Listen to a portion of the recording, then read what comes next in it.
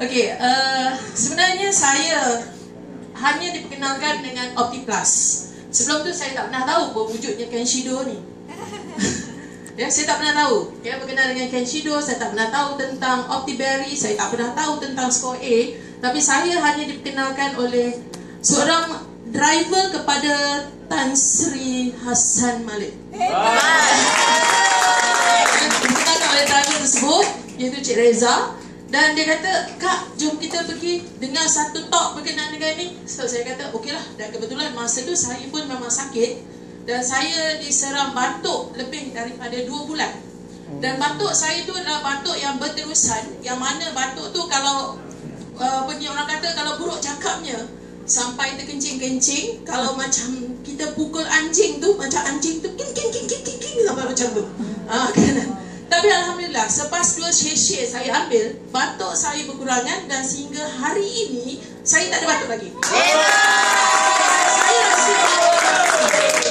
Saya rasa benda ni memang sangat hebat. Dan yang kedua, saya ni berkacamata daripada umur saya 17 tahun. Dan selepas pengambilan selama 5 hari, saya dah tak perlu pakai kacamata. Sebenarnya ada banyak perkongsian saya. Contohnya saya ada masalah retak di bahagian kaki saya. Dan sekarang ni dah semakin pulih. Produk ni juga saya dah berikan kepada mak saya. Mak saya mula-mula dia kata dia tak nak makan sebab dia kata ubat daripada Gleneagles Hospital tu dah banyak sangat dah, dia cakap. Tapi saya kata saya paksa juga, tolonglah mak, saya kata. Mak makanlah ubat ni. Saya kata bukan ubat, saya kata ini adalah pemakanan untuk memperbaiki sel-sel badan yang dah rosak, saya kata. Dan mak saya, Alhamdulillah, dia masalah waktu pagi dia kejang otot. Bila bangun pagi je kejang otot. Ya?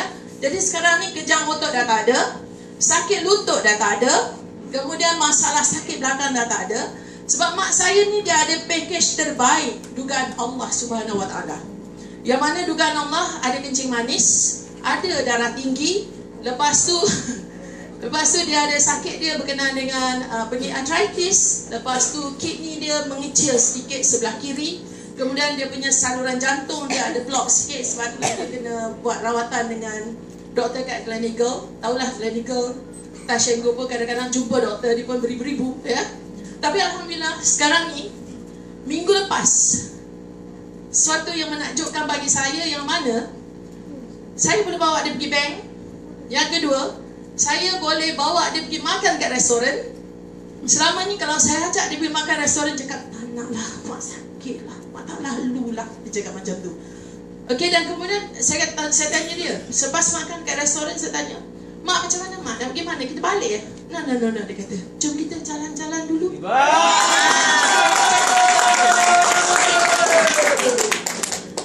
Mak saya dia ambil ubat tu selepas Optiplus ni selepas 1 kotak, yang mana saranan saya berikan ialah 1 hari 2 sesi.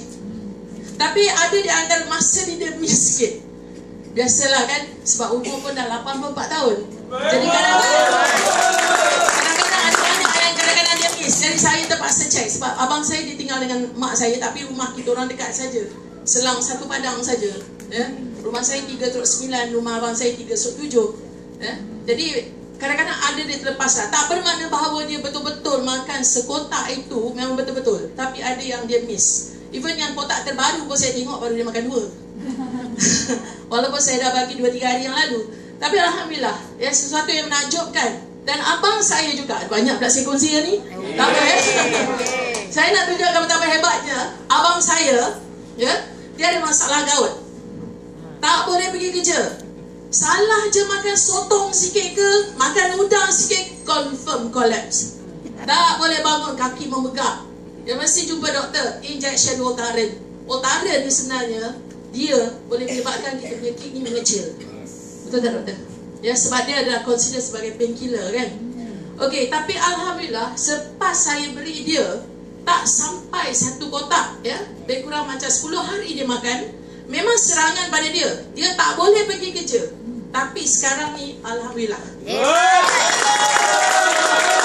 Kemudian hari berikutnya dia telefon saya. Dia panggil, "Su, abang sesak nafas lah." Saya tanya, "Abang ada masalah kolesterol ke?" "Ya, kolesterol tinggi," dia kata. Tapi hari berikutnya saya telefon dia lagi sekali, abang macam mana pernafasan? Baik. Okey, saya berkongsi berkenaan dengan anak saya yang kecil tu kat belakang tadi tu.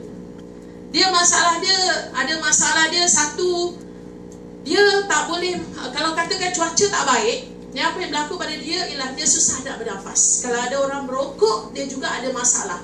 Ya.